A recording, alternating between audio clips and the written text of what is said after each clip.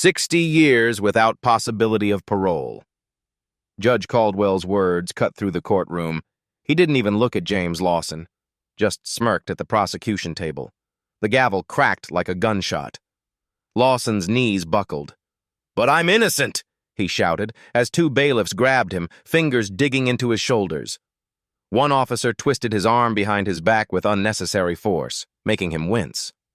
The cold handcuffs snapped shut around his wrists while his 17-year-old daughter, Amara, sobbed in the gallery.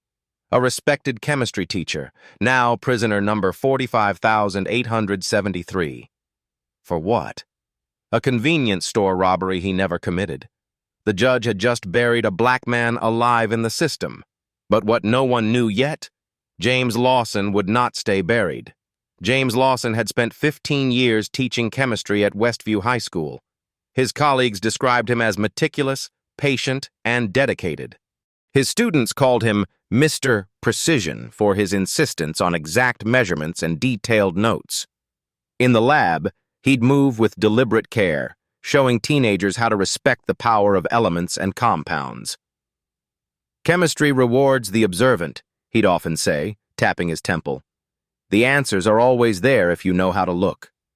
He volunteered weekends at the community center, running science programs for neighborhood kids who couldn't afford fancy STEM camps.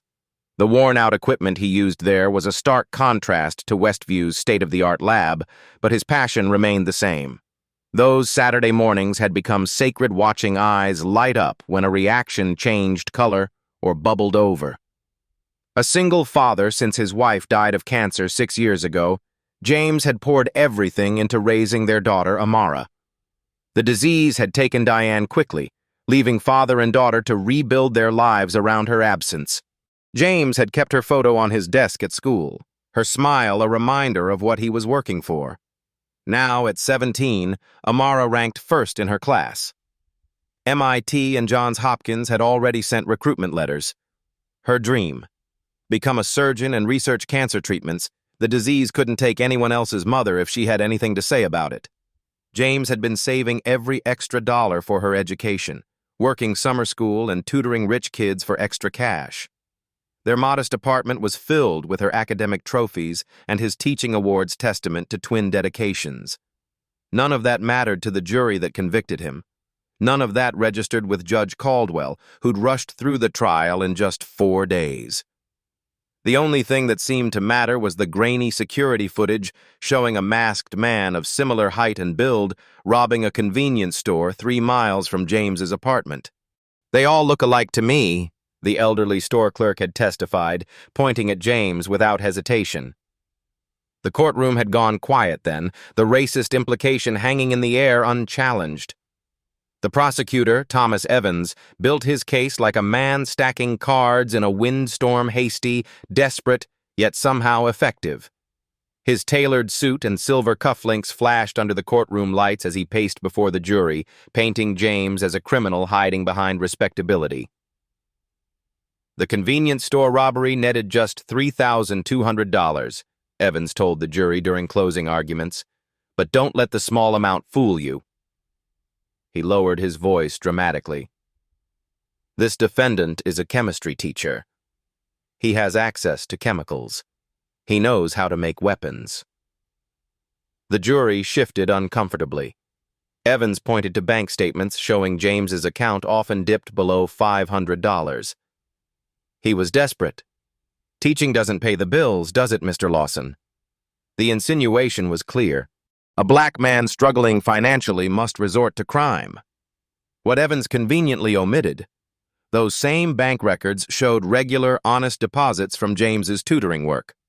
The withdrawals aligned perfectly with Amara's college application fees and his wife's lingering medical bills.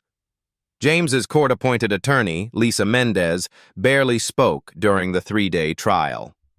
Fresh out of law school with a caseload of 63 clients, she had met James only twice before representing him. She filed just 2 objections during Evans's character assassination. Judge Caldwell overruled both without looking up from his notes. When she requested time to find a witness who could confirm James was tutoring a student the night of the robbery, Caldwell's response was swift and cutting. The court's calendar is not subject to your lack of preparation, counselor. Perhaps you should have considered this before the trial began. The security footage, the prosecution's key evidence, was blurry at best. The perpetrator's face was completely obscured by a mask and hood. Only height, build, and skin tone were visible. Enough, apparently, for conviction. The jury deliberated for just 90 minutes before returning their verdict, guilty on all counts. In the gallery, Amara gripped her father's worn leather notebook, the one where he recorded everything from grocery lists to lab notes. "This isn't happening," she whispered as the verdict was read. "Dad always says evidence doesn't lie. People do. Would anyone notice the justice system failing right before their eyes?" 1 month before James's trial, Judge Caldwell had sentenced Bradley Wilson, a white financial advisor, to 5 years for embezzling $1.2 million from his client's retirement accounts.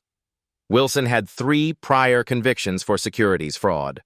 Caldwell had cited Wilson's contributions to the community and potential for rehabilitation in his lenient sentencing.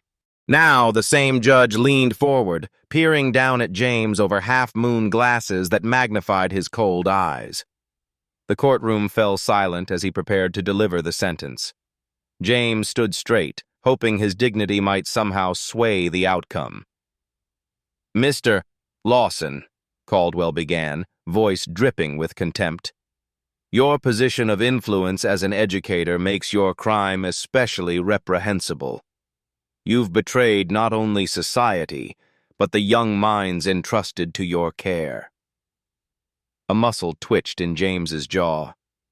He hadn't betrayed anyone. He wasn't guilty. "I hereby sentence you to 60 years in state prison." Caldwell's tone carried finality, like a door slamming shut. A gasp rippled through the courtroom. Even Prosecutor Evans looked momentarily surprised at the severity. Armed robbery typically brought 10 to 15 years for first-time offenders. 60 years was essentially a life sentence. James stepped forward instinctively. "Your Honor, I need to—" The bailiff yanked his elbow, fingers digging into the pressure point with practiced precision. "Quiet!" he hissed, loud enough for the first 3 rows to hear. His grip tightened until James winced. Across the courtroom, Amara's silent tears streaked her face as deputies led her father away. Their eyes met one last time across the crowded room. No words, just a subtle nod from James, the same nod he gave when a student was on the right track but hadn't solved the equation yet. It said, "Keep going. The problem has a solution." Later, in the holding cell, James ran his fingers along the bare concrete wall. The rough surface caught on his fingertips, so different from the smooth lab counters he was accustomed to. His mind replayed the trial like one of his chemistry experiments, isolating variables, identifying contamination points. The clerk who couldn't tell them apart. The judge who'd decided his guilt before hearing evidence. The prosecutor who'd twisted his profession into something sinister. The inexperienced public defender overwhelmed by her caseload. He'd documented every inconsistency during the trial in his mental notebook, just as he'd taught his students. Observe, record, analyze.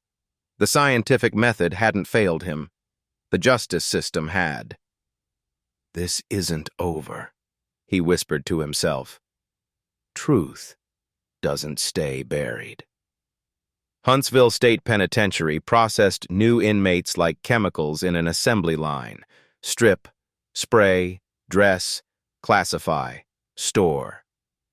The concrete and steel structure loomed against the Texas sky, swallowing new arrivals into its institutional belly. James stood naked before strangers, arms raised as guards inspected every part of his body.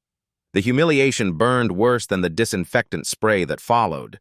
His professor's credentials, his teaching awards, his community respect all stripped away with his clothing. The intake guard scanned James's paperwork and smirked. "Another one of Caldwell's specials," he muttered to his colleague. "Teacher, huh? Won't need that where you're going." Harsh fluorescent lights buzzed overhead as James surrendered his last personal items. His wedding ring, the gold band Diane had placed on his finger 16 years ago. The watch Amara had saved up to buy him last Christmas, wrapping paper carefully selected to match his classroom periodic table poster. His dignity. Prisoner 45,873, the processing officer called out, not bothering to look up from his clipboard. The sound of his new designation echoed against the concrete walls, replacing 15 years of Mr. Lawson or Dad. The rough prison uniform scraped against his skin as a guard led him down a corridor of echoing metal doors.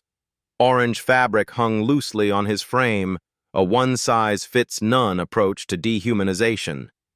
Other inmates pressed against cell bars, eyes following his movement. Their expressions ranged from indifference to predatory interest. "Fresh meat!"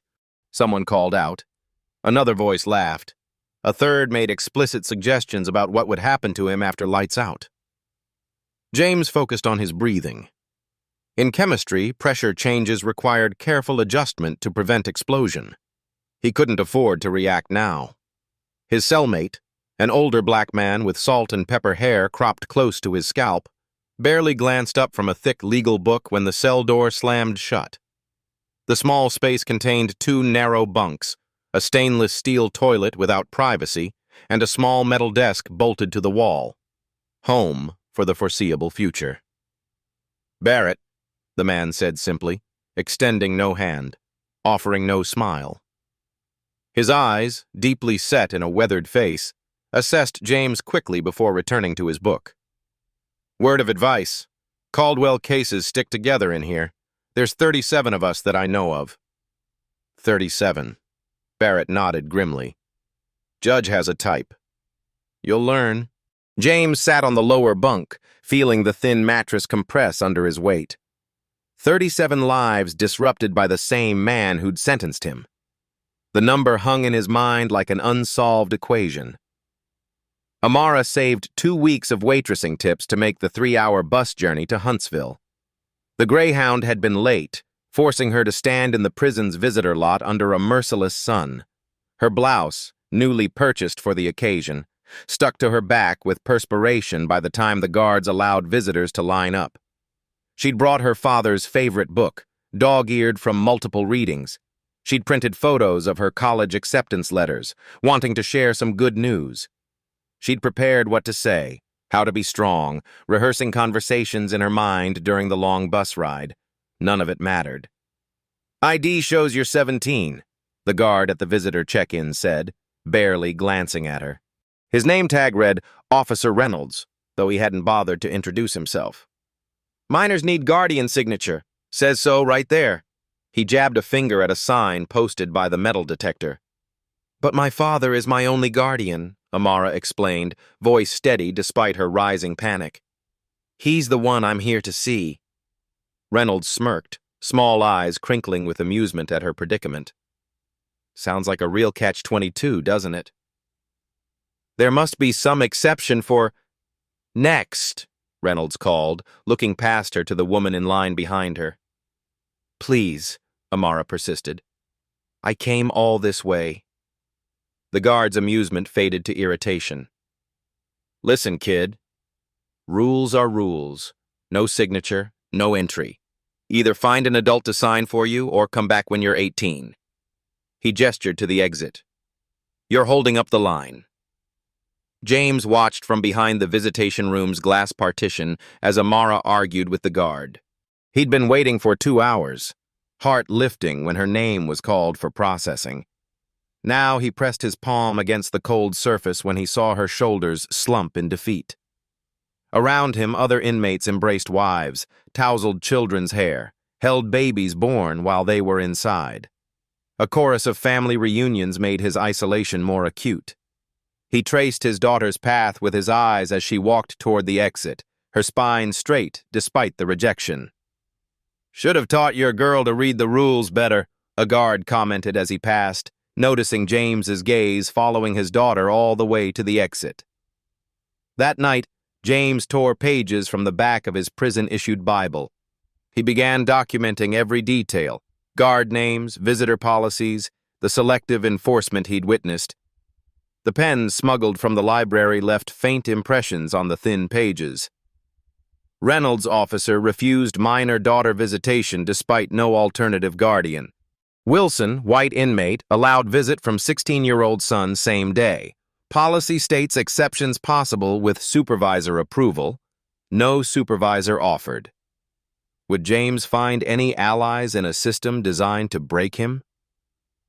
"Filed your appeal papers yesterday," Barrett said, sliding his tray across from James in the cafeteria. 3 months had passed. The prison routine had embedded itself in James's body. The rigid schedule, the institutional food, the constant vigilance. He had lost 12 pounds and gained a permanent furrow between his brows. "How long until we hear back?" James asked. He poked at the gray meat on his tray, forcing himself to eat despite his diminished appetite. Barrett laughed, a dry sound like pages turning. "Man, you still thinking like a civilian. Your paperwork's already lost somewhere in the system." "That can't be legal." "Legal," Barrett repeated the word with bitter amusement. "You still believe in that, huh?" Admirable. Barrett's prediction proved correct. Twice, James's appeal documents vanished after submission to the prison's legal affairs office. No record of receipt, no confirmation of filing, just gone, like smoke dissipating in air. The third time, James contacted Mendez, his court-appointed attorney, begging her to file directly from outside. She agreed reluctantly, her voice tired over the crackling prison phone. 2 weeks later, a single-page response arrived. Appeal denied. No hearing warranted. The signature, Judge Harrison Caldwell.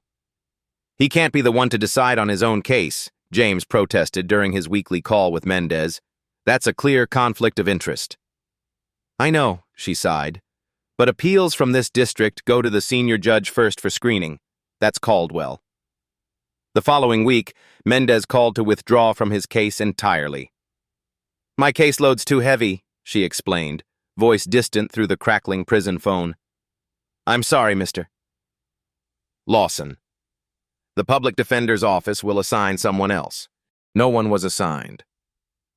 Later, in the prison library, a sad collection of outdated textbooks and donated paperbacks, Barrett slid a worn legal textbook across the table.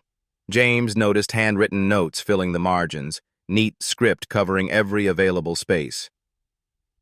"Been studying 15 years, Barrett explained, seeing James's surprise. "Started looking at Caldwell cases about 5 years back, when I noticed the pattern. There's too many of us in here." James ran his fingers over the pages, feeling paper cuts forming on his fingertips. The fluorescent lights intensified his constant headache. The mustiness of old books reminded him of his classroom storage closet, where outdated textbooks gathered dust. "What kind of pattern?" Barrett lowered his voice. "Sentencing disparities based on race. Case dismissals for certain lawyers from certain firms. Specific language in his rulings that shows bias." James leaned closer. "Can you prove it?" "Not alone," Barrett admitted. "But with your background in analysis, maybe. Could be enough for a judicial conduct review if someone put it all together." For the first time since his conviction, James felt a familiar spark, the same one he'd experienced when a complex experiment finally yielded results. If the system operated on patterns, those patterns could be documented, analyzed, understood. Would anyone ever look closely enough at Caldwell's record of injustice? James's systematic approach impressed Barrett. Together, they requested case files, studied precedents, and compiled statistics. Where Barrett saw legal violations, James created a spreadsheet in his head, converting data into visual patterns just as he'd taught his students. "If we can quantify the disparities," James explained, "we can prove statistical significance. Not just anecdotal evidence." Barrett nodded, understanding. "Numbers don't lie." "People do," James finished, his classroom motto, now a lifeline. Then the restrictions began. "Libraries closed for inventory," announced the guard. though other inmates filed past them into the room. "When will it reopen?" James asked. "When inventory's done," came the reply, with no further explanation. The next day, "Only legal materials relating to your specific case, Lawson." "These precedents are directly relevant to my appeal," James argued. "Not what it says here." The guard tapped his clipboard. "Orders from above." The day after, 2-hour limit on research materials. James returned to his cell one afternoon to find his mattress overturned, sheets on the floor, and his carefully organized notes scattered. The makeshift calendar tracking Caldwell's sentencing patterns had vanished entirely. The statistical analysis comparing white and black defendants' sentences for similar crimes, gone. "Random search," explained the guard, crushing a paper under his boot as he exited. "Security protocol." That night, Barrett slipped James a folded paper during dinner. "Prison paralegal program," he whispered. "Applied in your name. They can't restrict educational materials." James studied the application. The program trained inmates to assist others with legal paperwork, a practical solution to the prison system's chronic shortage of legal resources. It would give him legitimate access to case law, precedents, and filing procedures. "My background isn't in law," James said. Barrett's eyes crinkled at the corners, the closest thing to a smile James had seen from him. "Your background is in analysis, evidence, methodology. Law's just another system to decode." James nodded, thinking of his chemistry lab, how he'd taught students to find alternative pathways when reactions failed, how catalysts could bypass obstacles, how pressure and temperature could transform substances. Would James find a way to document the corruption when every path was blocked? The letter arrived on thin, blue-lined paper, Amara's handwriting smaller than usual to fit everything in. James read it slowly, absorbing each word like precious data. "Had to drop AP Physics," she wrote. "Work schedule conflicts. Mrs. Peterson says hi, and she's saving your job for when you come home." James closed his eyes briefly. Physics had been Amara's favorite subject, her gateway to understanding the universe's fundamental forces. Now she was sacrificing education for survival. The scholarship committee rescinded the offer after further review of family circumstances. Their words, not mine. "Johns Hopkins still wants me, but without financial aid." The sentence trailed off, unfinished. Between the lines, James read the truth. His daughter was working full-time now, her brilliance dimming under financial necessity. Her college dreams were evaporating. His conviction was becoming her sentence, too. A second letter arrived a week later, this one from his former colleague, David Wright. The chemistry department head had been a mentor when James first started teaching, showing him how to command respect in a classroom of restless teenagers. "Community's rallying, James," Wright wrote. "Started a support group. Meeting at my place Thursdays. Parents of your students, fellow teachers, church members, people who know your character. Amara's staying strong, but she needs her father. We're not giving up." The third letter surprised him. Sarah Jefferson, former student, now studying journalism at Columbia. She'd been in his advanced chemistry class 3 years ago. Meticulous, questioning, unwilling to accept results without understanding the process. "Mr. Lawson, your case doesn't add up," her letter began bluntly. "The evidence presented doesn't support the conclusion reached. As you taught us, when results contradict known principles, question your methodology. I'm interning at the Houston Chronicle this summer. Would like to look deeper, if you'll let me." James stared at the ceiling that night, listening to Barrett's soft snoring from the bunk below. His daughter was sacrificing her future. His colleagues were fighting for his reputation. His student was questioning the verdict. And he was locked in a cell, helpless. Or was he? Barrett had shown him how to navigate the legal system. His teaching background gave him analytical tools. Sarah's journalistic training could provide outside perspective. Perhaps together they could reveal what the trial had obscured. Would James find justice before his daughter's future was completely destroyed? "Look at this," James whispered, sliding a paper toward Barrett in the library. 6 months into his sentence, James had transformed from chemistry teacher to legal researcher. The paralegal program gave him access to case summaries, hundreds of them. Limited information, but enough to build a data set. Barrett squinted at James's neat handwriting. His glasses had broken 3 weeks ago, and prison bureaucracy moved glacially on replacement requests. "These all Caldwell cases." James nodded. 5 years of sentencing data. I've sorted by crime category, defendant race, and sentence length. He pointed to a column of numbers. The average sentence disparity is 340% between black and white defendants for identical crimes. Barrett whistled softly. "That's higher than I thought." "It gets worse," James continued. "When the defense attorney comes from a public defender's office, sentences average 52% longer than with private counsel. When the defendant's address is in certain zip codes, predominantly minority neighborhoods, sentences average 63% longer." "Numbers don't lie," Barrett muttered, "but they don't free anybody either." James closed his eyes, remembering his classroom from what felt like another lifetime. The smell of chemicals, the bright posters of elements, the eager faces of students discovering how the world worked at molecular level. When I taught the scientific method, I always told my students, observation leads to hypothesis. Hypothesis leads to testing.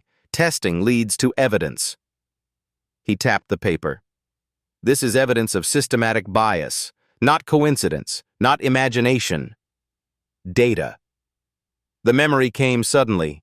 James at the front of his classroom, sleeves rolled up, pointing to a chart showing reaction rates under different conditions. The beauty of science is that it doesn't care what you believe. It only cares what you can prove. His students had laughed when he'd dramatically written on the board, "Evidence doesn't lie, people do." It had become something of a classroom motto, repeated whenever experiments yielded unexpected results. Back in the prison library, James's pencil left graphite smudges on his fingers as he marked another data point. Barrett leaned closer, their whispered conversation barely audible over the library's ambient noise. The spreadsheet's creased paper held potential energy, like chemicals before reaction. "Sarah's editor might be interested in this," James said quietly. "She mentioned her internship is shifting to investigative reporting." Barrett looked around cautiously before responding. "Be careful who sees this." "People have been transferred for less." James nodded, understanding the warning. Challenging Judge Caldwell meant challenging a power structure that extended beyond courthouse walls. But chemistry had taught him another principle. Every reaction reaches equilibrium eventually. Every imbalance corrects itself given sufficient catalyst. The question was whether he could be that catalyst, or whether he would simply be another variable neutralized by the system. Appeal denied. 2 words on official letterhead. No explanation, no hearing. Barrett had warned him, but James had allowed hope to grow anyway, a miscalculation. Night in prison stretched longer than night outside. In the darkness of his cell, James pressed his palm against the concrete wall, feeling its unyielding solidity. 10 months inside now. His daughter's high school graduation had come and gone without him. Barrett's cough had worsened, keeping them both awake. "You know what they say about old men in prison," Barrett had joked between coughing fits. "We're just waiting to die or get exonerated, whichever comes first."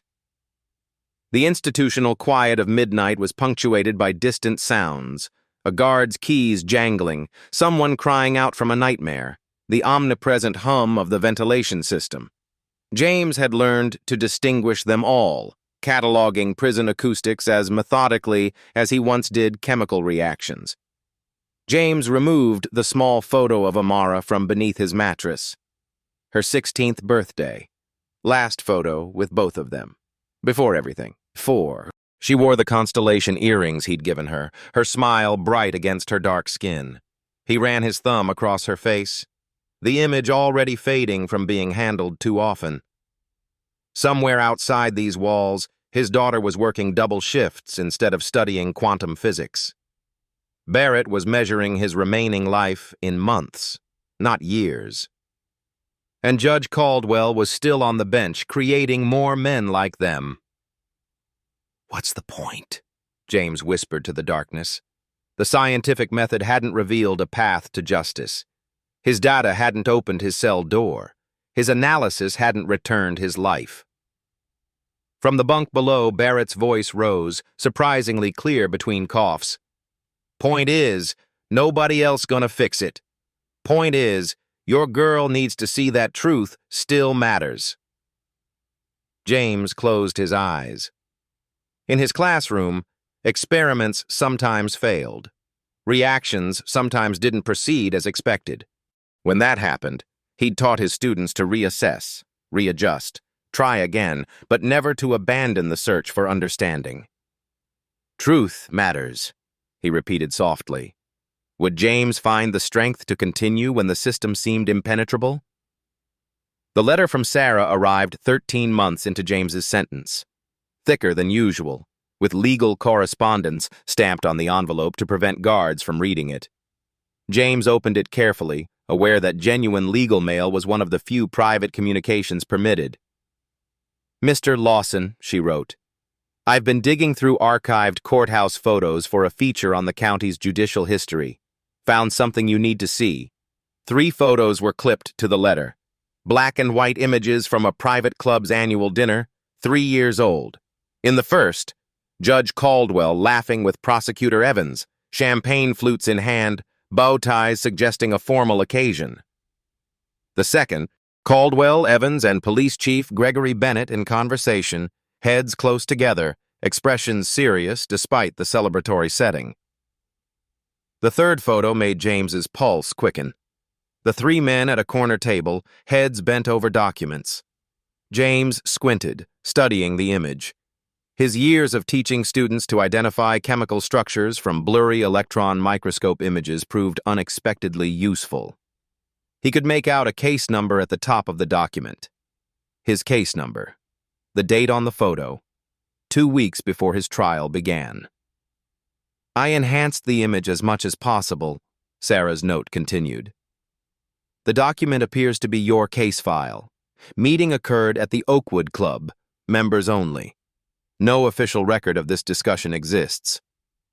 James stared at the photo, chemistry training automatically calculating variables. The judge who would preside over his trial, meeting privately with the prosecutor and police chief, reviewing his case before it even began. Against every ethical canon. Against the law. The implications crystallized in his mind like a perfect solution. Judge Caldwell hadn't made a mistake. The evidence hadn't been misinterpreted. The sentencing hadn't been an overreaction. It had been planned, coordinated, deliberate. A hypothesis was forming. Now he needed to test it. Would this photo be enough to crack open decades of judicial corruption? "I need your help," Sarah told Diane Torres over coffee. Torres, a civil rights attorney with 20 years of experience, studied the photographs skeptically. "Ex parte communications happen all the time informally," Torres said. "Proving it affected the outcome is nearly impossible." "But combined with this?" Sarah slid across the sentencing analysis James and Barrett had compiled. "And I've found 3 more defendants with nearly identical circumstances." Torres's expression changed as she flipped through the pages of data. "Who did this analysis?" "The defendant. He's a chemistry teacher." "Was," Torres corrected. "He's a prisoner now." "No," Sarah insisted. "Is. He's still taught Barrett legal research, taught me investigative techniques through his letters. He's still Mr. Lawson." Outside Huntsville's walls, forces gathered. Torres agreed to review the case pro bono. James's former colleagues raised funds for legal expenses. The support group grew from 5 members meeting in David Wright's living room to 50 meeting in the community center. Amara, now working as a pharmacy assistant while taking night classes, became the group's unexpected leader. "My father taught me that silence is chemistry's enemy," she told new members. "Contaminates results. Same with justice." Inside, James and Barrett prepared meticulously. Every legal strategy a hypothesis to be tested. Every precedent a data point to be analyzed. The weight of hope heavier than despair pressed on James's shoulders. Whispers spread through prison corridors. Other Caldwell cases reached out, sharing their stories. Fresh ink on legal pads outlined their counterattack. James kept teaching Barrett chemistry principles that applied to their legal fight. Catalysts, reactions, transformations. Torres filed the motion on a Tuesday morning. 76 pages documenting judicial misconduct, improper ex parte communications, and statistical evidence of discriminatory sentencing patterns. The enhanced photo Exhibit A showed Judge Caldwell, Prosecutor Evans, and Police Chief Bennett reviewing James's case file before trial. "Motion for new trial based on clear evidence of judicial impropriety," Torres stated in her filing. "Motion for immediate release pending review." Phones began ringing within hours. Judge Caldwell's clerk called the district attorney's office. The DA called Prosecutor Evans. Evans called Police Chief Bennett. The system's immune response activated, attacking the foreign intrusion. "Motion assigned to Judge William Matthews," Torres told Sarah 3 days later, her voice tight with frustration. Caldwell's former law partner. Sarah leaked the photo to social media. Not technically admissible, but devastating in the court of public opinion. Pressure mounted. Torres filed a motion for reassignment, citing conflict of interest. The Judicial Ethics Committee, facing growing scrutiny, granted the request. Case reassigned to Judge Elena Rodriguez, recently appointed, with no connections to Caldwell. In his cell, James prepared his testimony with scientific precision. Every trial irregularity documented chronologically. Every violation of procedure noted with corresponding legal statutes. He created a timeline proving his methodology the same way he'd taught students to document lab results. "If Rodriguez follows the law," Barrett said, "you're going home." "If," James replied, knowing chemistry better than hope. Variables remained unpredictable until tested. Torres visited the prison to prepare him, impressed by his meticulous work. "Your analysis created a template we're using for other cases," she admitted. "Where did you learn to do this?" James smiled slightly. "I've been teaching the scientific method for 15 years. Evidence doesn't lie." The courtroom fell silent as Torres delivered her opening statement. No jury this time, just Judge Rodriguez, court personnel, and spectators filling every seat. Amara sat in the front row, Sarah beside her, both women clutching notebooks. "Your Honor," Torres began, "this case represents not just one miscarriage of justice, but evidence of systematic corruption that has imprisoned innocent citizens, destroyed families, and undermined public trust in our judicial system." James sat at the defense table, tie borrowed from Barrett, shoulders straighter than they'd been in 18 months. He watched Judge Rodriguez's face neutral, revealing nothing. Prosecutor Evans took the stand first, squirming under Torres's methodical questioning. "So you maintain you never discussed this case with Judge Caldwell prior to trial?" Torres asked. "As I've stated, only in official capacity," Evans replied. "And this photograph?" Torres pressed a button. The projector clicked, and the damning image appeared on the courtroom wall, enlarged. Evans's face with Judge Caldwell and Police Chief Bennett, James's case file clearly visible on the table. The timestamp, 2 weeks before trial. Evans's forehead glistened with sweat. Social gathering. Might have briefly mentioned the case. Article 14.3 of the Judicial Code of Conduct explicitly prohibits such discussions, Torres countered. Yet here you are, reviewing evidence before trial, without defense counsel present. Judge Caldwell took the stand next, his customary arrogance dimmed. His testimony unraveled under Torres's precision contradictions mounting, memory conveniently failing about specific cases. "I don't recall that particular meeting," he repeated for the third time. Perhaps this will refresh your memory, Torres said, producing more evidence. A former clerk had come forward, providing internal emails showing Caldwell's deliberate case assignments to ensure convictions. Judge Rodriguez leaned forward, her concern increasingly visible. The courtroom hummed with tension. When James finally stood to address the court, silence fell completely.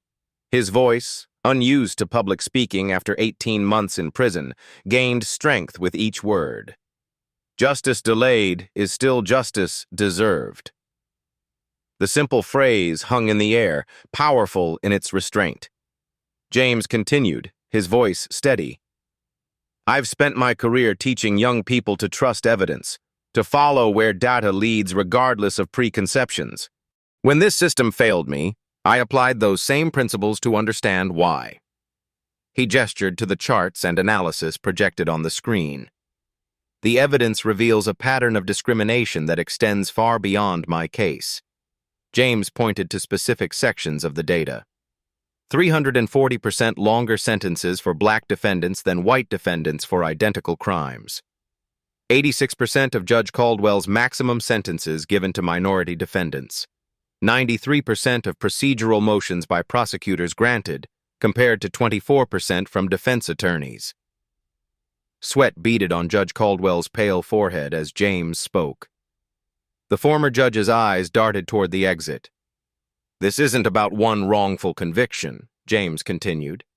It's about a system that allowed prejudice to masquerade as justice. Every student I ever taught deserves better. Every citizen in this county deserves better. As James concluded, photographers' cameras clicked rapidly. Judge Rodriguez's face showed the gravity of what she'd heard. Court will recess for 1 hour while I review the evidence, she announced, rising from the bench. The waiting room buzzed with tension.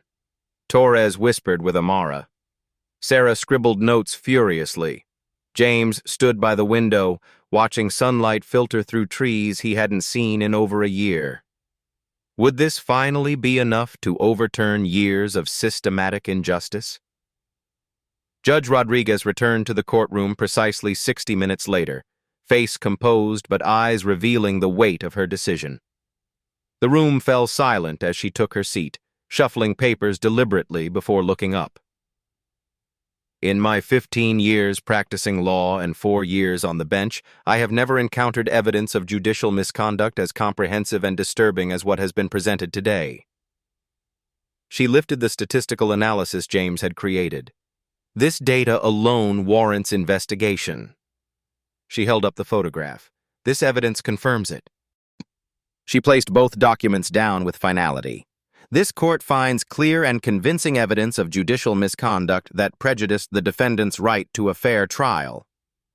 James felt a strange weightlessness, as if gravity had temporarily suspended its hold.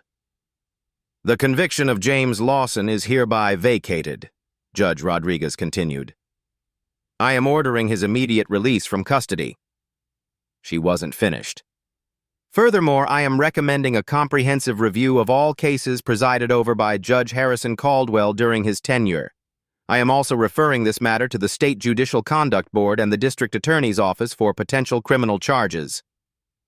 Judge Caldwell, seated in the gallery, slumped visibly in his seat. The blood had drained from his face, leaving him ashen as murmurs rippled through the courtroom. Mr. Lawson, Judge Rodriguez said, her tone softening slightly. The court offers its profound apology for the miscarriage of justice you have endured. The gavel struck, echoing with finality. The same sound that had condemned him now set him free. Would justice extend beyond just this one case to the system itself?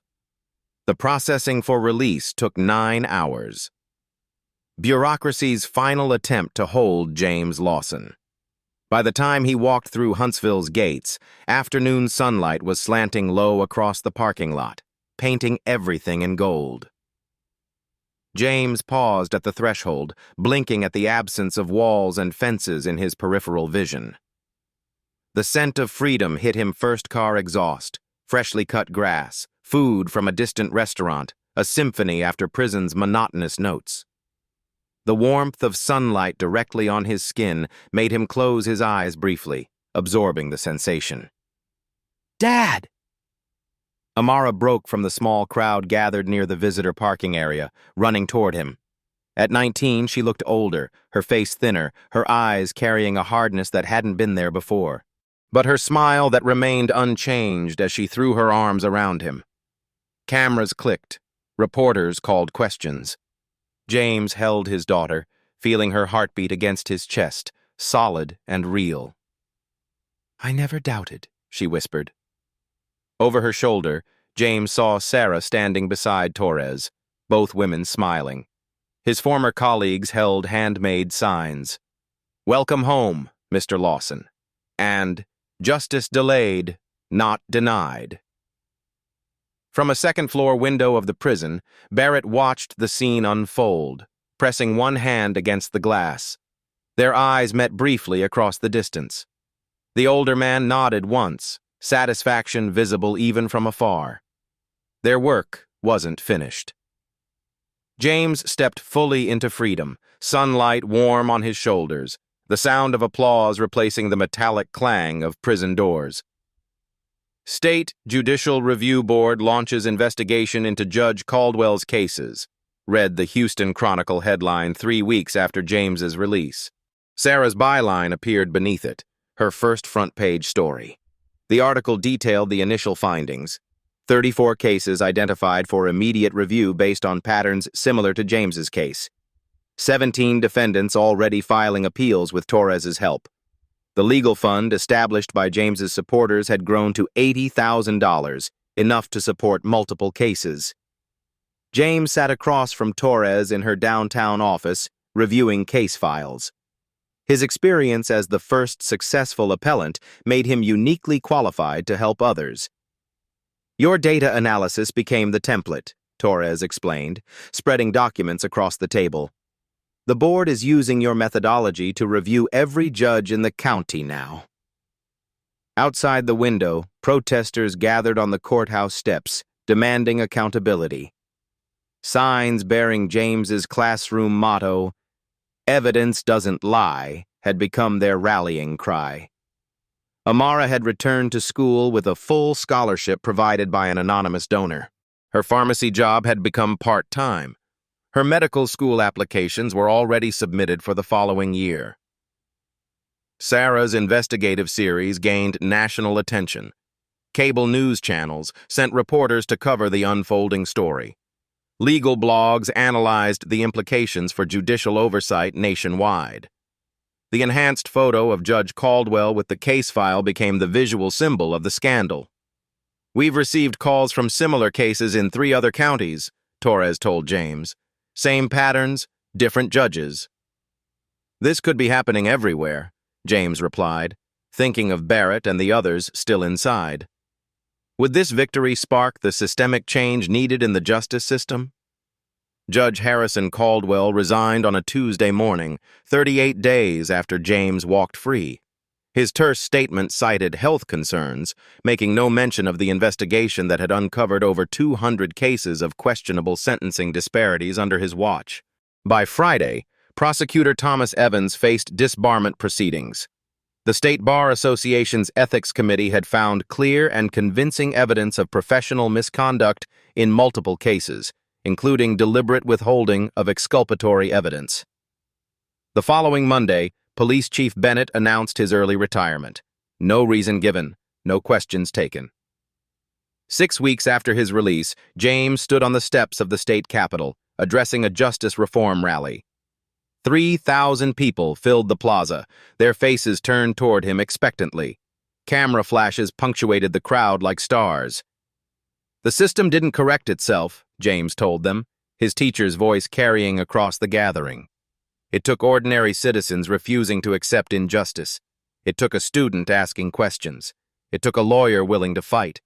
It took an inmate studying law for 15 years. It took a daughter who wouldn't give up. The crowd's response washed over him like a wave applause, cheers, the sound of thousands demanding change. News tickers on nearby buildings scrolled headlines about federal investigations expanding to neighboring jurisdictions. Standing at the microphone, James felt the weight of the moment, not just his victory, but the potential for transformation. The rally wasn't celebrating one man's freedom. It was demanding a system where such freedom wouldn't need to be fought for in the first place. 1 year later, James stood before a classroom again. Westview High School had reinstated him with full back pay and a formal apology. The school board's statement acknowledged the profound injustice and exemplary character of their returning teacher. "Welcome to advanced chemistry," he told his new students. "This year we'll learn more than just reactions and equations. We'll learn about evidence, analysis, and the scientific method's power to reveal truth." On his desk sat a framed letter, the official apology from the state governor, acknowledging systemic failures and promising reforms. Beside it, a photo of Amara in her white coat ceremony at Johns Hopkins Medical School, her smile brilliant against her dark skin. The Lawson Scholarship now provided full tuition for students pursuing careers in justice reform, funded by the settlement James had received and donations from across the country. 3 students were already attending law school under its banner. Barrett had been released 4 months after James, his case among the first reviewed. Now he worked alongside Torres, his 15 years of jailhouse legal study finally put to legitimate use. Together, they had secured the release of 17 wrongfully convicted individuals. Torres and James had established the empirical justice database, documenting sentencing patterns across the state. 5 universities had joined the project, their law schools analyzing decades of judicial decisions for evidence of bias. The template James had created was being replicated nationwide. James ran his hand along the classroom lab table, feeling the familiar smooth surface beneath his fingers. His methodical documentation had become a blueprint for reform-precise measurements leading to balanced equations. If James's story moved you, take a moment to share it. Each share helps expose injustice and inspire change. Your comments matter too. Tell us about other cases deserving attention or how this story affected you. The PAP Stories channel brings these critical narratives to light, but we can't do it without your support. Subscribe now to ensure you never miss another powerful account of justice, redemption, and the human spirit's remarkable resilience. With each new subscriber, our ability to amplify these essential voices grows stronger.